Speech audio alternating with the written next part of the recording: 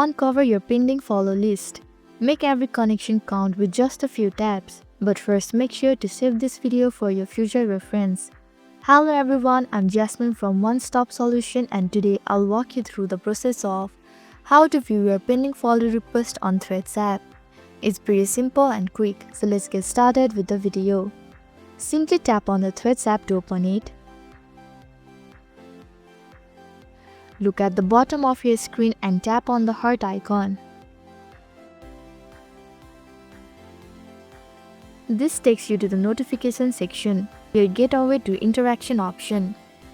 Inside the notification section, spot and tap on the request option. This is where all the action happens. Instantly you will see all the pending follow requests. Each profile is listed with clear visual like profile picture, username and follow status. So this is how to view your pending follow request on Threads app. Thank you for watching One Stop Solution. I hope this video was helpful. If it was, then hit the like button and comment down if you have any questions or feedback.